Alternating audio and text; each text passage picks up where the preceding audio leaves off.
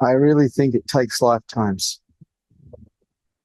This idea that you do everything right and you become enlightened, I think that's a myth. I think it depends on what you've done here before. I think the people who wake up have been here many, many times. But in this lifetime, to wake up, you need a mind that will support enlightenment. And the only type of mind that will support enlightenment is a mind that can surrender unconditionally.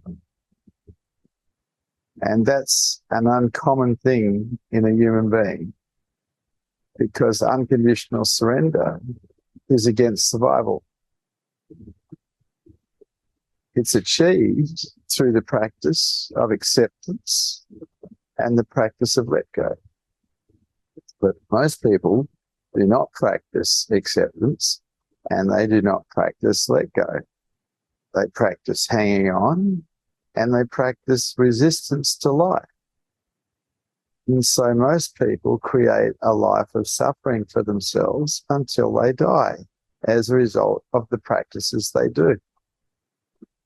Someone who's awake has mastered their mind to quite a large degree, at least to the degree where they can be in unconditional surrender. And a mind that is like that is equanimous. It is flatline. But I don't think that's enough. I think there's more to it. Because enlightenment itself is an accident, or at least it seems that way. And I think that accident is facilitated by what people have done before. In the West, past lives suggests a New Age thing, some kind of hippie thing. But I started remembering my past lives when I was a Roman Catholic schoolboy at the age of 10. And I've remembered hundreds of them since. The idea that there's not past lives, to me, is ridiculous. Anybody that appears in satsang, anybody that appears as a seeker, has definitely done this before, because you've been called to do it again until you get free. And enlightenment is freedom. Freedom from the prison of the mind. And that's up to you. You create your reality with the way you think. And if you've got a mind that is just programmed to resist and defend itself, well, that's all you'll do unless you change it. It is only with practice that we change the mind patterns. The practice of acceptance, the practice of letting go, teaches you to have a cool, calm life, a life that will support enlightenment, a life that will support hearts, a life that will support a relaxed way of being. But that's up to you.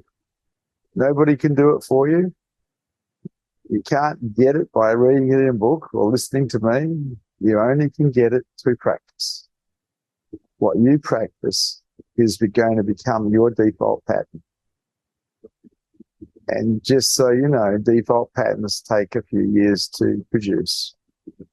Anyone can change what they're doing temporarily through discipline, but a default pattern happens automatically without you doing anything. And to develop a default pattern takes a few years.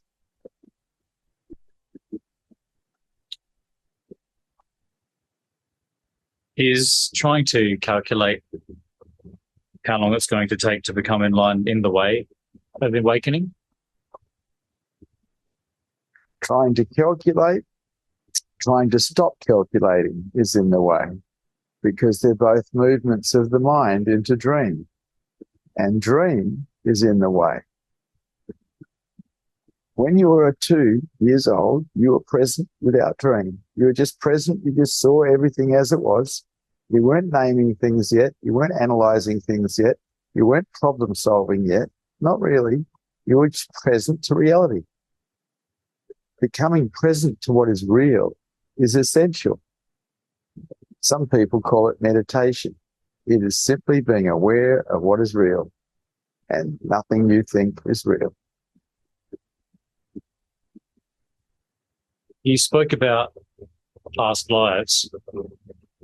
Why do you think it takes so many lifetimes for awakening to occur in a human being?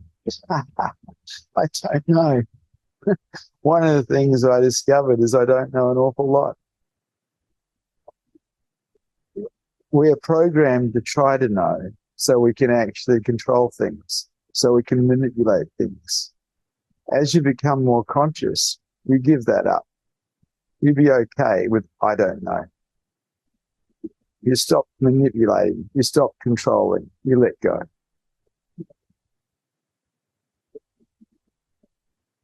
Are there any signs that someone is close to enlightenment?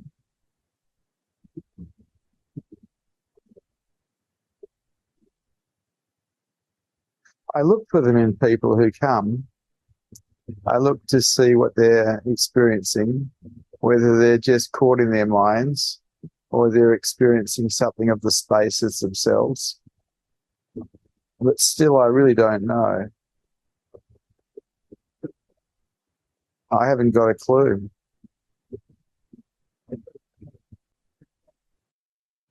Is it possible for someone to wake up without an enlightened teacher? I don't know. I've only met people who have woken up in the presence of an enlightened teacher. I actually haven't met anyone who hasn't. So I don't know the answer to that question. But for me,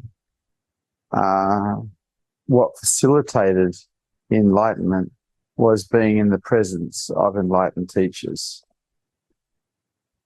I was with Osho for 7 years, and then I was with the Advaita Vedanta teachers who were also enlightened.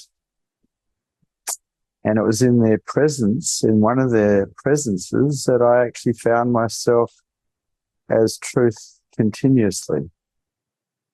And then people might ask, well, what is truth? Well, the best way to put it is everything you think is not you. There is something that is you, and when it becomes aware of itself, that isn't continuously, that is enlightenment.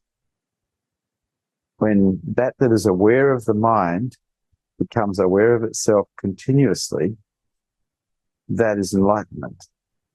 And when that happens to a human being, they develop a field of energy around them that is commonly called a Buddha field and can be felt.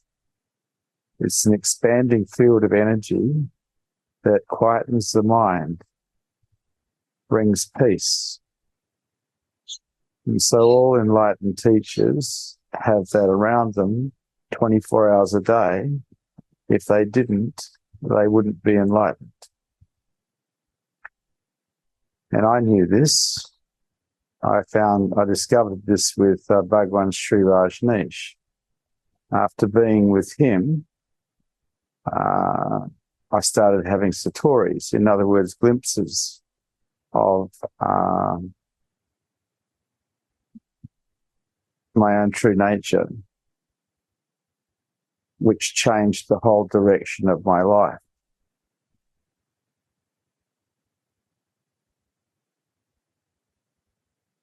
And I offer that to whoever comes. I'm in satsang all day long, every day. I'm in formal satsang publicly on Wednesday nights and Thursday nights and Friday nights. But I have private satsangs for my disciples on 4 other nights or 4 other occasions. But then during the day, I'm seeing people continuously, which is also satsang. Satsang doesn't stop. Satsang literally means association with truth, and that truth is the truth of who you really are rather than who you think you are. Who you think you are is not truth. What does a teacher do that can't be done on our own? Provide an energy field that you can disappear in and find yourself as truth. You as an I disappear and you find yourself as truth. And this is a wonderful doorway. I didn't know what I was getting into when I first got into it. I didn't know. I didn't realize that I was getting into something as wonderful as this with Bhagwan Sri Rajneesh. It wasn't until I sat in front of him and my mind disappeared as a result of his presence that I realized there was something very special about this guy, more special than what I thought. In the presence of awakened teachers, you have the best chance of all of waking up to your own true nature. How can a seeker remove all their attachments and everything in their way without the help of a teacher? I don't know. I mean, I was into high consciousness before I got into spirituality. I did about 9 years of encounter therapy, which is pretty full on. It gets you to see a great deal about who you are, what you are as far as a mind's concerned. I was involved in removing limiting belief systems for years because, unfortunately, we're all programmed with them.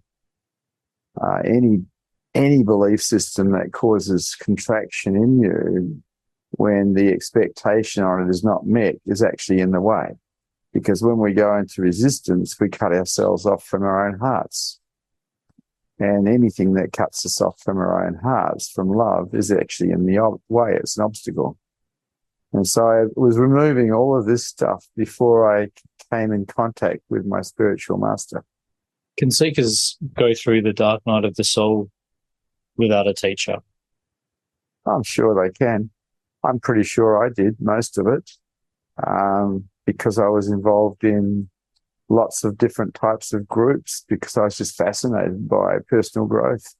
And I'd say that by the time I met my spiritual master, I'd healed most of the wounds of my heart because I was into healing it. I wasn't into being a wounded bunny. I got into feeling my wounding and healing it as a result of feeling it. Lastly, what kind of mind is required to wake up? A mind that is surrendered, a mind that is unconditionally surrendered will support enlightenment. A mind that is constantly contracting to life, constantly resisting life, will not support enlightenment. It will support suffering. Someone who has higher consciousness to a level where they're not resisting life anymore is not suffering anyway. This is before enlightenment because they're not resisting life.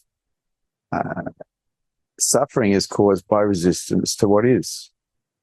If we don't resist, we don't suffer. People say, well, what about pain? Well, pain is not suffering. The resistance to pain is suffering. Pain is just pain. Discomfort is just discomfort. It is our resistance that creates the suffering. So in a lot of ways, the path is the path of non-resistance, which is the way of the heart also. The path of non-resistance. Instead of resisting life, you accept life. Instead of hanging on to things that hurt you, you let them go. This brings about freedom.